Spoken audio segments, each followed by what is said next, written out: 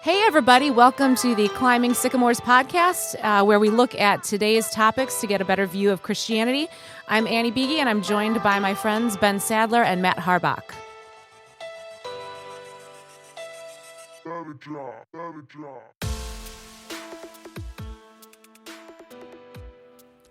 Hey, everybody. Welcome. Climbing Sycamores. And then there were two. Yeah, so you get to listen to Matt and I go head to head here. Ben is on vacation. Post Easter. Mm-hmm. So winter has returned here. Oh, yeah. So, yeah. So you had an interesting question, and I will just read the headline quick. Yeah, so wait, let me explain. So this, when I open my browser, I think the algorithm has decided that I'm a Christian and they feed me things, Yeah. So, yes, this article popped up when I opened mine. Which is surprising, by the way. Most of us wouldn't be able to guess. Oh, goodness.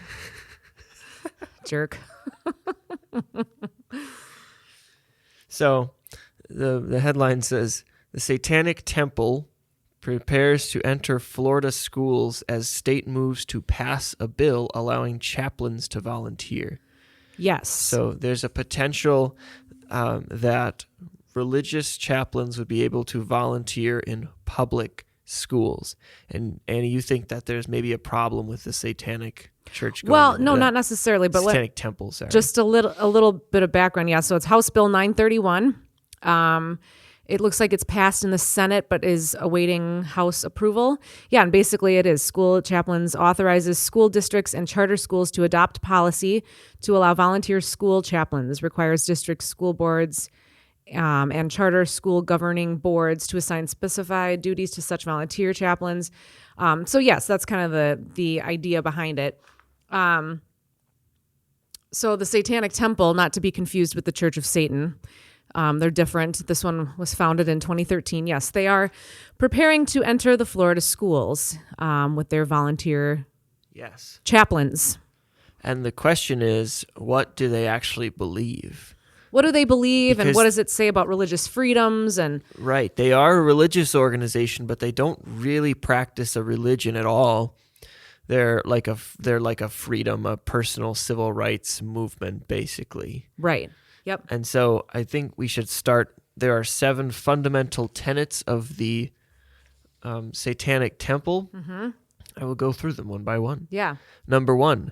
One should strive to act with compassion and empathy toward all creatures in accordance with reason. That sounds nice. Do we have any problems with that? One should strive. What does it mean with reason? Yeah, reason's a little relative, I guess, but overall, that seems decent. Compassion, empathy toward all creatures. Yeah, I guess that would be like the Christian principle: put others above yourself. Yeah. Consider others Sure. better than yourself.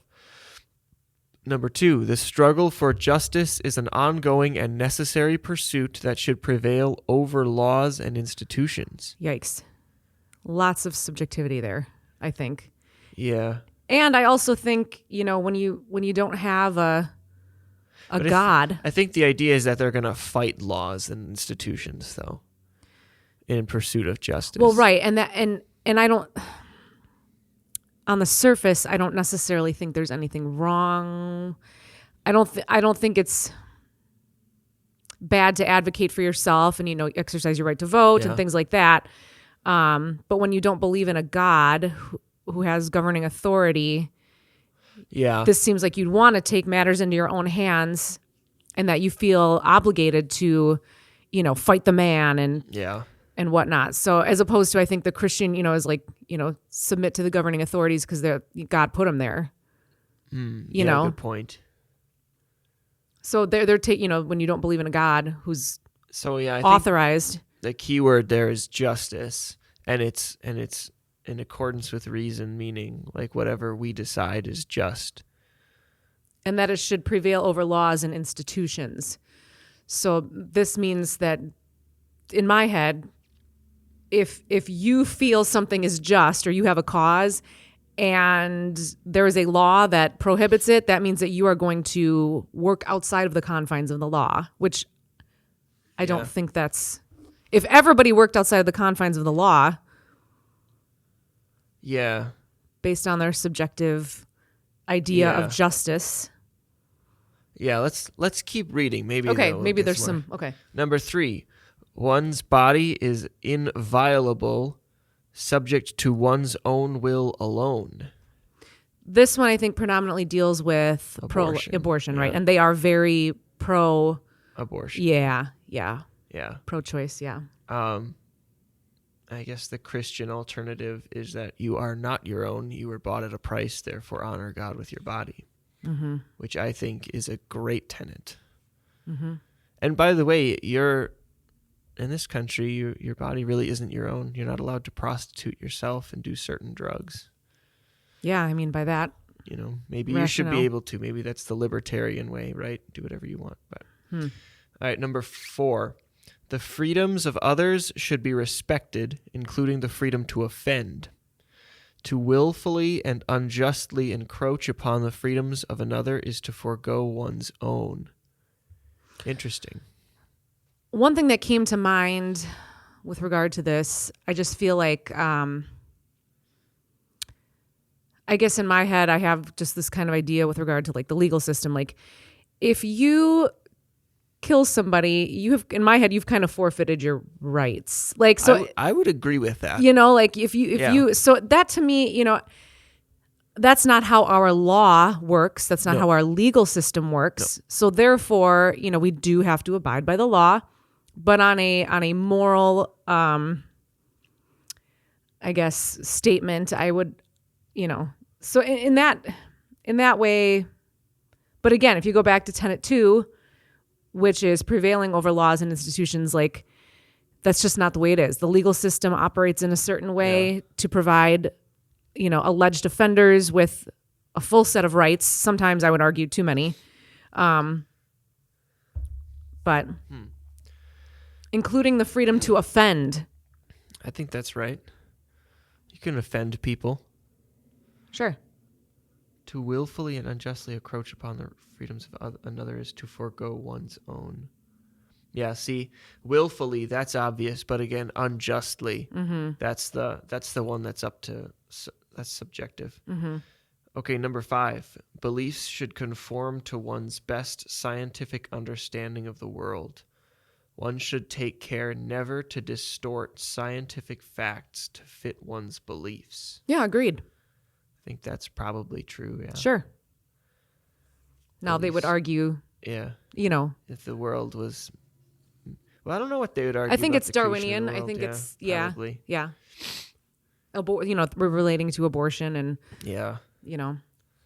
Yeah, the problem is like most scientists just actually don't agree on all this stuff. well, I feel right. like experts don't really agree. Correct. You know? And I feel like the stuff that gets pushed in the media is going to be the one that everyone's like, oh yeah, most of the scientists would say this or that. And it's because that's what they hear about. Well, you can find anything to support your, Right. We're all distorting scientific facts. Correct. But so that beliefs should conform to one's best scientific understanding of the world. So that's the fundamental, that's got to be the fundamental, the basis for our reason and for our justice. That is previously mentioned. Whoa, yeah. That's got to be it. Yeah. Because Good point. But then, boy, I was just listening to an interview. There's a comedian, Todd Glass. I don't know if you know him. I don't think so. And he is so careful to he's a stand-up comedian, to clean his jokes and like make sure that he's not saying anything offensive. Okay. And like, okay, we're not using this racial slur anymore. Or like, oh, that word is now offensive. I'm not going to use it. He's like, because he says, because I look at old comedians from 50 years ago and I just cringe. Like, how could they get away with saying some of these words? We don't use those anymore. And so he's like, I'm always trying to evolve and I'm always trying to take this stuff out of my vernacular. And it's like, there's nothing wrong with that, I guess. But if your whole goal is that you don't want to have people go back and watch videos of you and think, oh, wow, he was so old fashioned. I mean, what happens when in the future people go back to using those words and be like, wow, this guy was so sensitive. old-fashioned. Yeah, right. Whatever it was. I mean, and like that line is always moving. You're right. Can you ever really avoid it? So you feel that way about the scientific understanding of the world? Scientific understanding is of the world always is moving. always moving. Yeah. Right. I mean, look at COVID, like Yeah. what was thought to have been a thing and how we were sanitizing our groceries, and then, it changed so rapidly. So yeah, I agree. It's a moving. And the trouble with that is then like people took the internet and were like harassing each other and calling each other all kinds of names for being pro-mask or anti-mask Right. or whatever. Right. Because if your beliefs are shaped by your scientific understanding and all of a sudden, it's all politicized, something big happens, the media pushes this or that. Mm-hmm. Well, that's your whole worldview, I guess, because that's what you've said that you believe in. Right. All right, number 6. People are fallible. Yes. If one makes a mistake, one should do one's best to rectify it and resolve any harm that might have been caused. Love it. Sounds That great. sounds good. Number 7. Every tenet is a guiding principle designed to inspire nobility in action and thought. The spirit of compassion, wisdom, and justice should always prevail over the written or spoken word. The spirit The spirit of these things, compassion, wisdom, and justice. And this is the vague terminology, right? Every tenet is designed to inspire nobility in action and thought. Nobility is what? Doing the right thing? What is the right thing? Right. Right. And the spirit of compassion, wisdom, and justice. Well, you can get away with a lot of evil stuff if you call it compassion. In the spirit of compassion. it's like the good intentions, right? Yeah, right. And so ultimately, the only thing in here that looks like a fundamental belief is our scientific understanding of the world.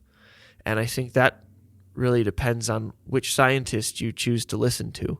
And maybe which scientists are writing the textbooks that we're all kind of being fed in schools, which may or may not be true. Not to put on my tinfoil hat at this point, but yes, yeah.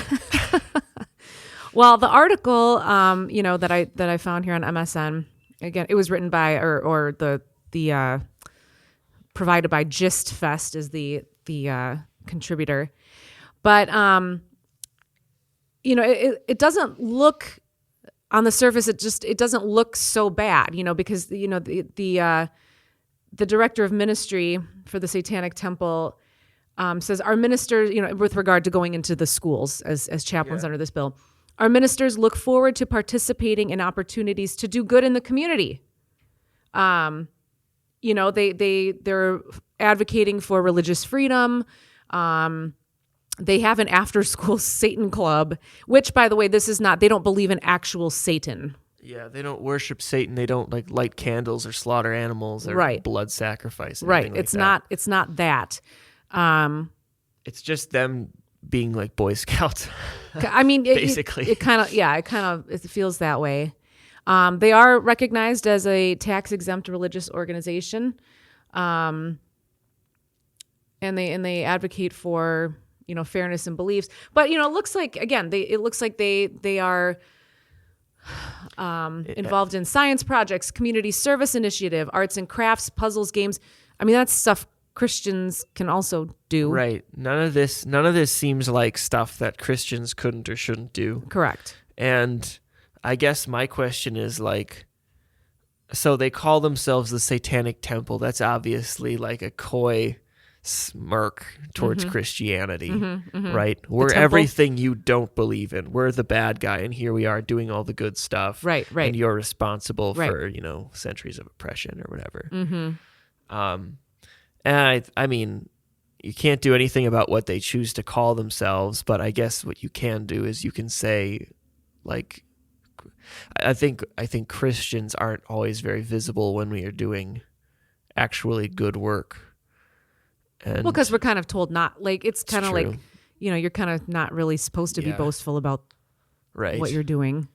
Whereas there is a lot of boasting here. That's true. It does really seem squeaky clean on the website. It does.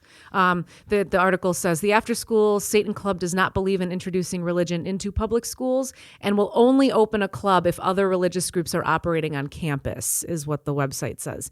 Yeah. So which is kind of funny because they're very clever here because it's a win-win. Either no chaplains go to the school, in which case they get what they want, which is that religion is left out of school, or they get to go into the school and combat it. Yeah. Which I really don't have a problem with, to be honest with you. Well, that leads me to the question, like religious freedom. Honestly, I'm going to say something. I don't have a problem as a Christian with these people going into the school.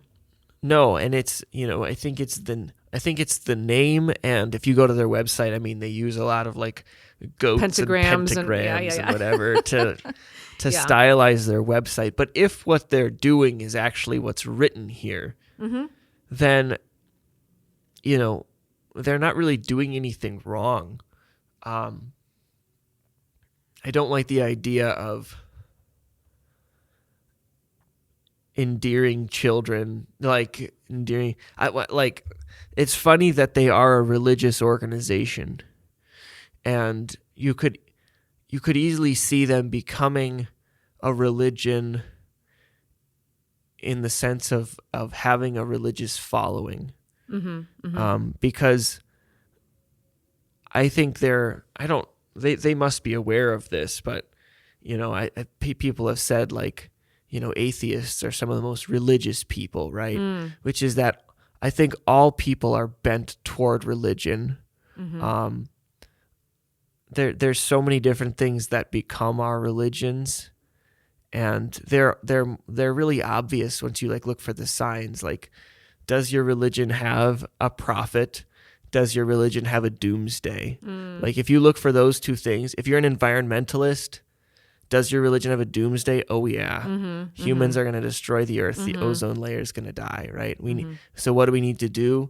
We need to attack people who use fossil fuels and go to clean energy or whatever. Right. Democrats, do you have a doomsday? Yes. Like, conservatives take over, and vice versa. And do you have, I feel like you almost always have a prophet too. Environmentalists, maybe Greta Thunberg, that little Swedish girl or whatever. Oh yeah. A hero of the a movement. spokesperson who is not the central figure, but who speaks on behalf of it.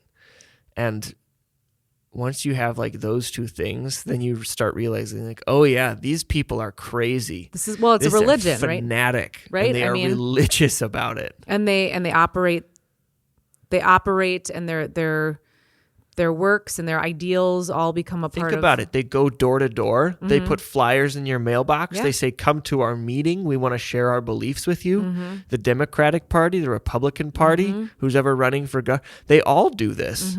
This is exactly what churches do, but they don't worship an unseen being. Well, environmentalists probably worship the earth. Some people are really into that, but... Yeah. But I guess, overall, this overarching idea of the Satanic Temple bringing their volunteer chaplains into the Florida public schools. I mean, on one hand, I say, we need to, our children are impressionable. Yeah. And so I think it's important to have... I believe that Christianity is the right way. I think it is the right way. Yeah. It is the way to eternal life. That's what I believe. Sure. But I don't necessarily care if you believe in this. I would like to show you that this is wrong. Sure. But if that's where you're at, okay. Right. This is a better starting place than some places. Correct. And I feel also again, as they said, they will not, the Satanic Temple will not put in chaplains unless there is already, maybe a Christian minister on site or whatever. Well, good. At least there is some representation of Christianity there. Yeah. But the problem too with the public schools is that, in all likelihood, maybe not, but they're not, they're obviously not getting a Christian education. So we don't know what's going on in the household with regard to an upbringing and Christianity. So personally, I don't know how I feel about this. Basically it seems like what we do in this country is when we're not happy about how the kids are turning out, then we just give some more of the parenting rights to the school. More money. I think that's what we do. Yeah. these kids don't like, so many people don't have the beliefs we want. We'll start teaching it in school. Right. And I think historically Christianity has been about making everybody conform to our beliefs, because again, I think we're right. Right. But that's been like the goal, like get everybody to conform to Christianity. And I don't know if that's the right approach. Yeah. Like just by force, just by. Yeah. I think I heard an interesting kind of point a few days ago, which was like, some people accuse Christians of indoctrinating their kids. Everyone indoctrinates their kids. Uh-huh. And even if you're the Satanic Temple and you're going in there, you have beliefs. You have them written on your website. You're indoctrinating kids too. And I think what people don't realize, or they don't want to admit, is like humanism is also a religion. What do you mean by that?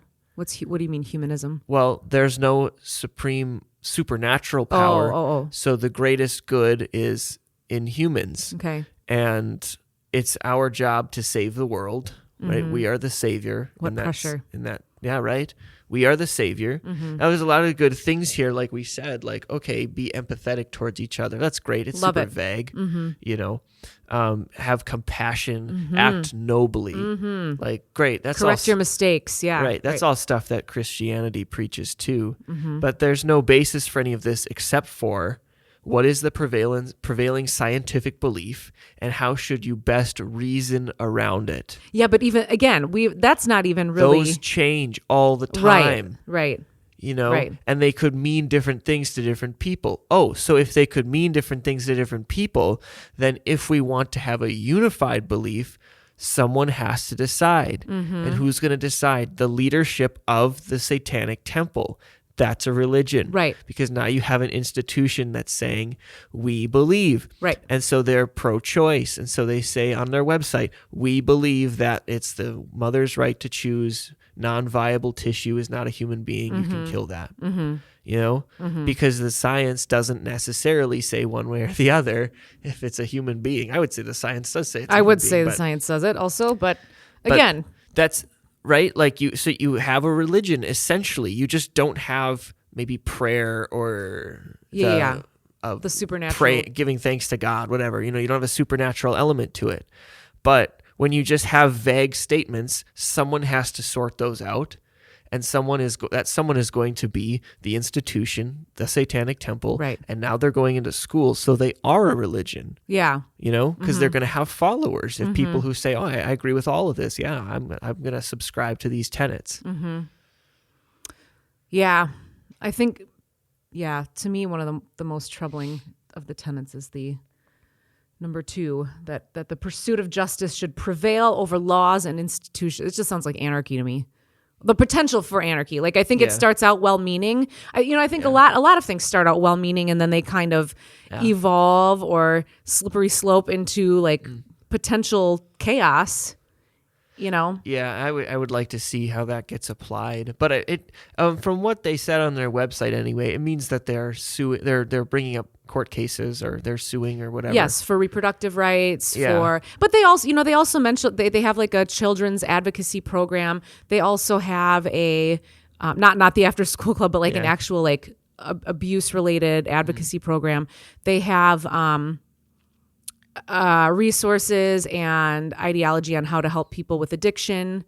And so, on the surface, it like looks good. And I don't know what the specifics are of those particular programs, but it seems like, they are trying to, do something to help. But I also think, you're right. The institution is going to create these tenets. They're going to apply these tenets, and you know what they're going to do? They're going to apply it to support their, what's profitable, what's their agenda is, like what's going to make us look good. So, right. And what I think is really interesting is, it's good to write these things down. Sure. Guiding. We all have the church Victory has guiding principles, and it's like our Constitution. Like when there's a dispute, you can go back here. But the last tenet is the spirit of compassion, wisdom, and justice should always prevail over the written or spoken word. So you've just literally just taken all of these and thrown them. it's very It's contradictory. it's whoever's going to be in charge at some point. If someone takes charge of this religious organization, Right. And they can have spin that to be whatever they want it to be. the creator, I think the creator is still alive. I think it was founded in 2013. Yeah. But yeah, I guess maybe I'm wrong to think that I don't care. I do care that they go into schools. I don't want our children being indoctrinated with this, but I do respect religious freedom because I recognize that, Christians are being persecuted around the world. Yeah. I'm thankful that we are not persecuted.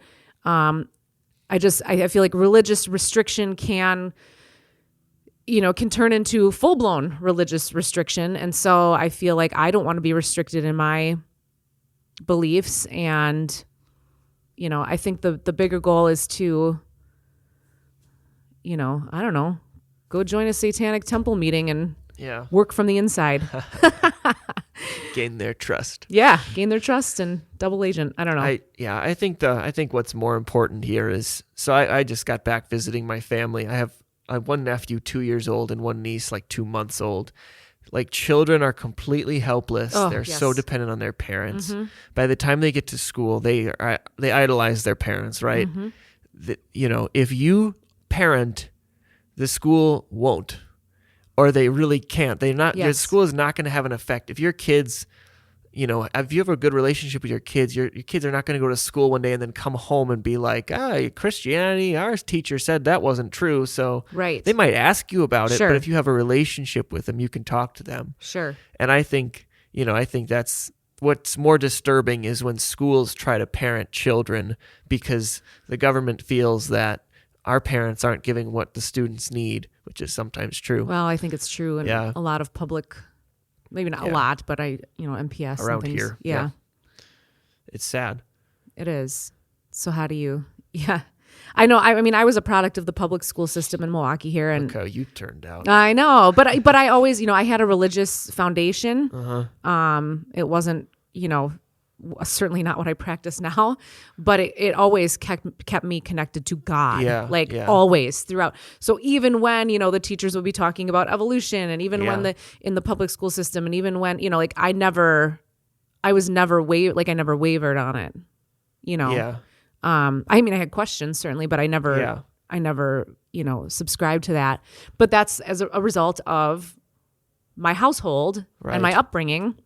And you know what? We all know people that went to Christian school. Correct. And who sat in youth group and Sunday school, and they don't really believe it anymore. Correct. And so it's And so is that a result of parenting? It's not the answer. Schooling is not the answer to all this stuff. Right. Well, Jesus, whenever you're ready. Yeah. Yeah. Whenever you're ready, my guy. Making Satan look like the good guy over here. Yeah, what's going on? I think that's all I got. Yeah, same. You at home, you do the rest of the work. Look it up. Look it up. Make your own choices. Yeah. See ya. If you'd like to get a hold of us here at the Climbing Sycamores podcast, feel free to email bsadler@victoryofthelamb.com. bsadler@victoryofthelamb.com. If you like today's intro music, it's been brought to you by Andrew Lynch's song, My Name. Hello.